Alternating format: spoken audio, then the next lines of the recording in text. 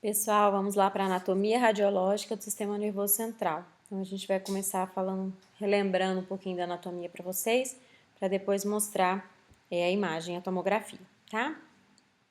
Então, o roteiro da aula é o seguinte: calota craniana, meninges, líquor, lobos, vascularização e aspectos de imagem.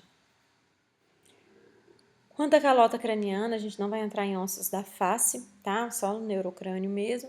Então, a abóbada craniana vai ser composta pelos ossos parietal, que são dois ossos parietais, osso frontal, ossos temporais, esfenoide, etimoide e occipital. Então, são 8 ossos, tá? Frontal, parietal, occipital, temporal e aqui a gente está vendo o esfenoide. Lembrar que os temporais e os parietais são pares, tá? Tem 2. Então, aqui a vista lateral, a gente está vendo aqui frontal, parietal, occipital, esfenoide.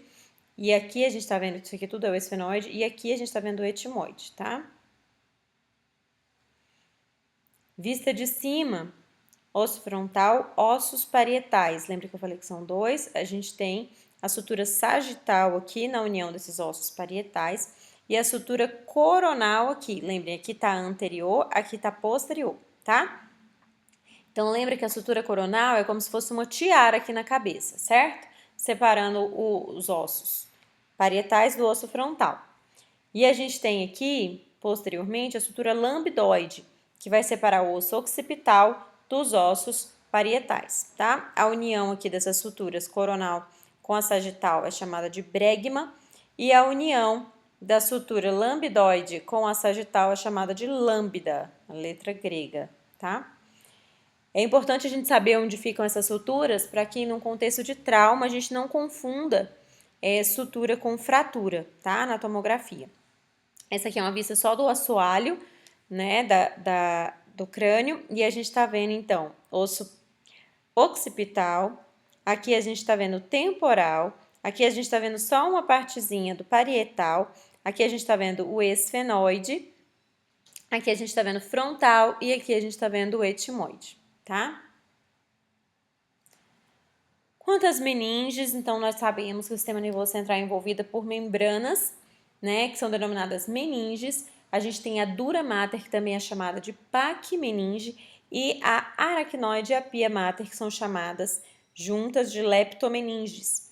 Então, o prefixo pac significa espesso, enquanto o prefixo lepto significa delicado, fino, tá? A gente vai falar de cada uma delas. Então, a dura mater é a meninge mais superficial, mais espessa e mais resistente. Ela é formada por 2 folhetos. O folheto externo ou periosteal, que está grudado, aderido aos ossos ali na região das suturas, e o folheto interno. Bom, a dura mater, ela faz pregas, tá? Então, o folheto interno dela entra fazendo pregas, como a foice do cérebro, a tenda do cerebelo, a foice do cerebelo e o diafragma da cela. Eu vou mostrar para vocês. Ela também faz cavidades, como o cavo trigeminal e os seios da dura mater. Seio sagital superior, seio sagital inferior, seio reto, seio transverso, seio sigmoide e seio occipital. Então, vejam lá. Essa prega que nós estamos vendo aqui é a foice do cérebro.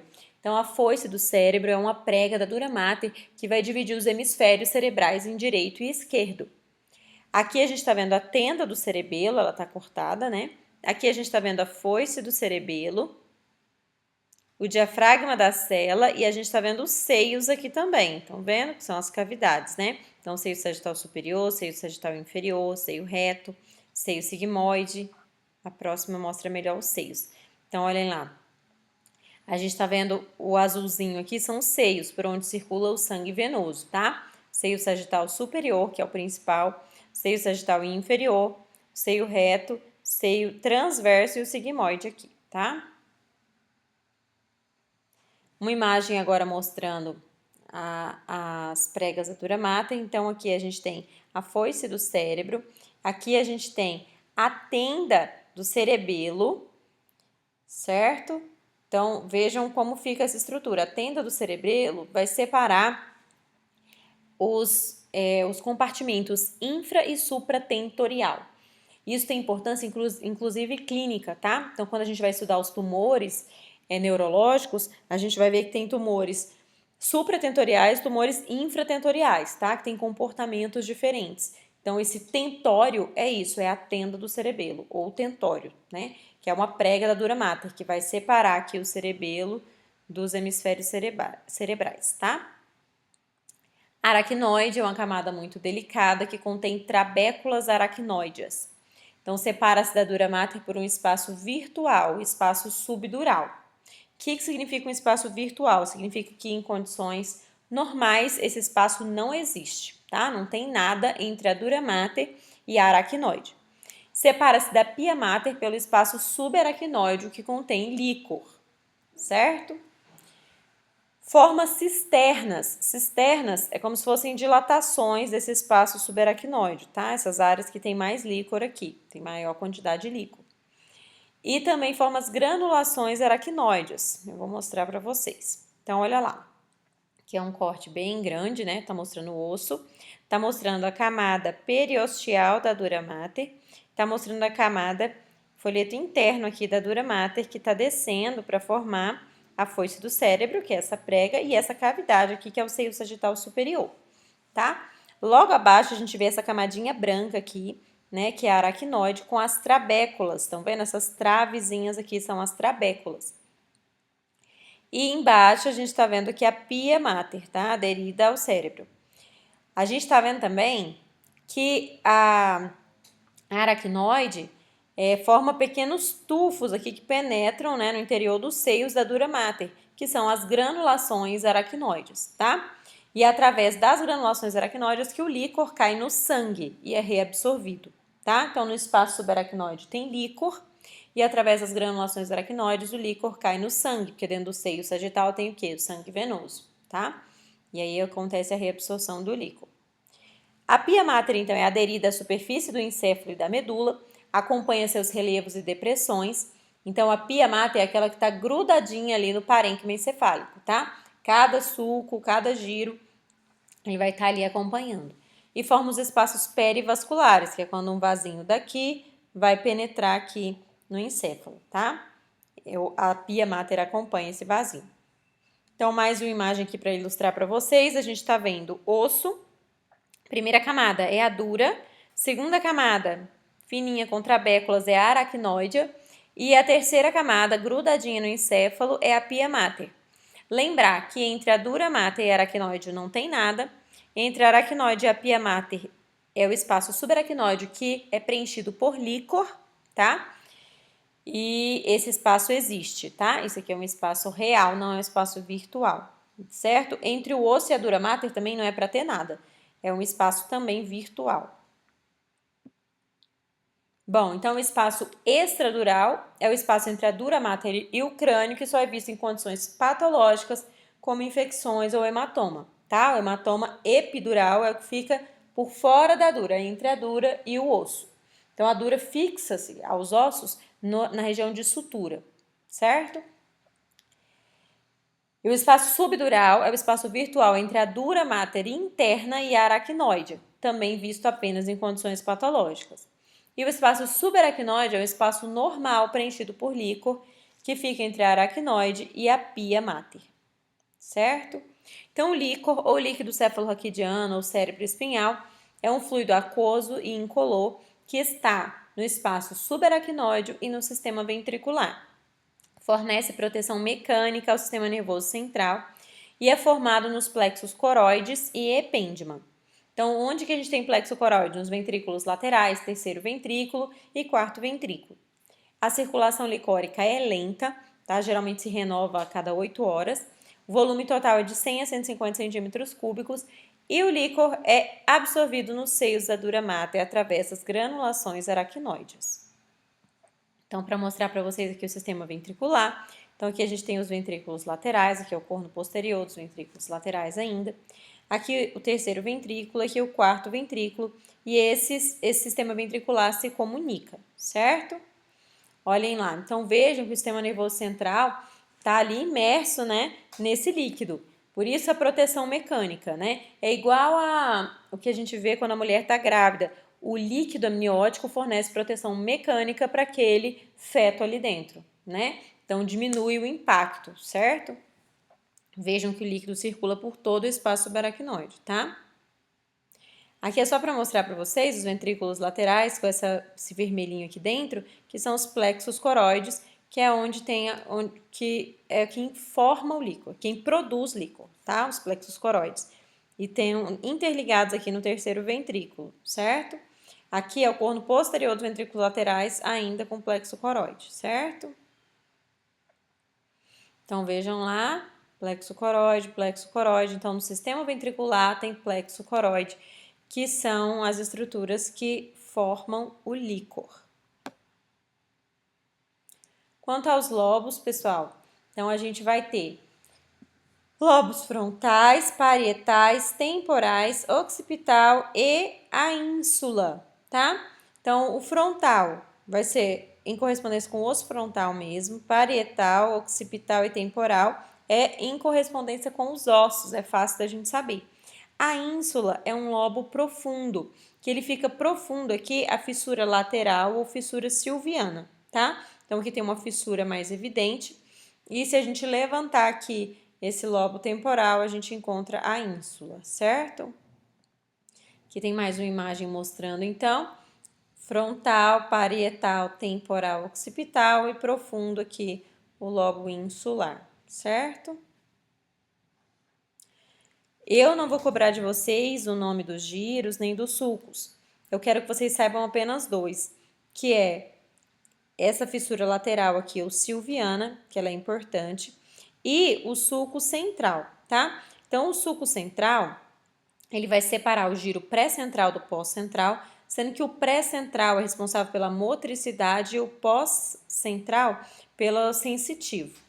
E a gente tem aqui essa fissura lateral, ela vai separar os lobos frontal e parietal do lobo temporal, tá? Uma fissura mais profunda. Lembrar também, pessoal, que a gente tem aqui o córtex cerebral e a gente tem substância branca, tá?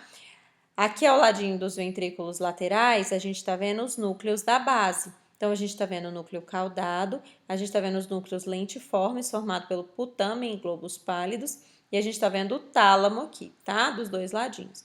Aqui no meio vai passar a cápsula interna, certo?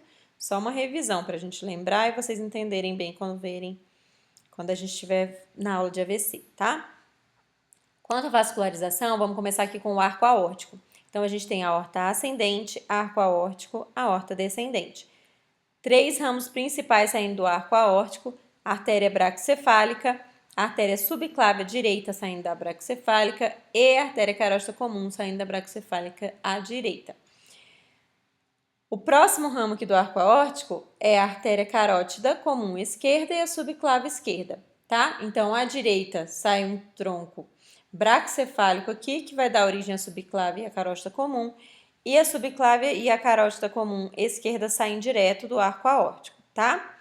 Subindo mais um pouquinho, das subclávias vão sair as artérias vertebrais, direita e esquerda. A carótida comum se bifurca em externa e interna dos dois lados. A interna vai penetrar no crânio através do canal carotídeo, né, lá no osso temporal, e o trajeto dela vai ser maior intracraniano aqui, né? Enquanto a externa, ela vai nutrir ali partes da cabeça e do pescoço, mas sem entrar no crânio, tá?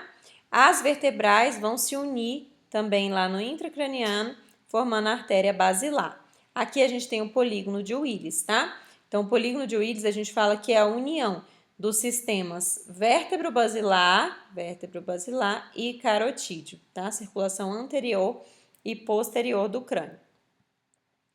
Então, olhem lá, a circulação anterior também é chamada de sistema carotídeo, né? Então, a gente tem que a artéria carótida comum se bifurca em artéria carótida interna e externa, sendo que a externa vai nutrir o quê? Estruturas extracranianas da cabeça e do pescoço, a externa, e a interna vai entrar no crânio, tá? Dando origem, então, à artéria cerebral média, à artéria cerebral anterior e a comunicante posterior, tá?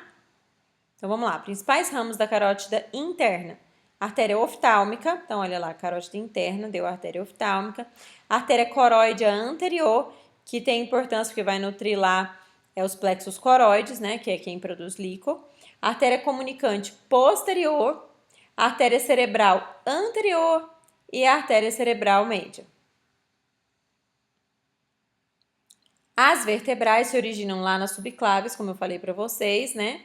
E elas vão se unir lá no intracraniano, lá na frente da ponte, elas vão formar a artéria basilar, tá? Vão formando então o sistema vértebro-basilar. Então, no sistema vértebro-basilar, o primeiro ramo intracraniano das vertebrais é a paica, que são as artérias cerebelares posterior e inferiores. Na junção ponto-bulbar, as vertebrais se unem para formar a artéria basilar. E a artéria basilar vai dar, então, as artérias cerebelares anterior e inferiores, as artérias cerebelares superiores e vão se bifurcar em artérias cerebrais posteriores, ok? Então, olha lá aqui só para ilustrar. Então, a gente está vendo aqui as vertebrais, né, que vão se unir formando a basilar, certo? E vejam esses raminhos indo aqui para trás, elas vão formar as artérias cerebelares, né? Então, o polígono de Willis, unindo a circulação anterior e posterior lá na base do crânio. Tá aqui tudo em volta do quiasma óptico, estão vendo? Então, isso aqui, gente, é a carótida interna, que deu origem à cerebral média, deu origem à cerebral anterior e deu origem à comunicante posterior, tá? Aqui a gente tem as duas vertebrais que se juntaram, dando origem aqui à basilar, vejam os raminhos aqui para o cerebelo, né, as artérias cerebelares, e vão se bifurcar, originando aqui as artérias cerebrais posteriores, tá? Então, a junção desses sistemas aqui é chamado polígono de Willis. Mais uma vez, só para vocês revisarem, vertebrais, basilar, cerebrais posteriores. Carótida interna, cerebral média, cerebral anterior, comunicante posterior, tá? Pessoal, eu vou continuar no próximo mostrando as imagens, tá?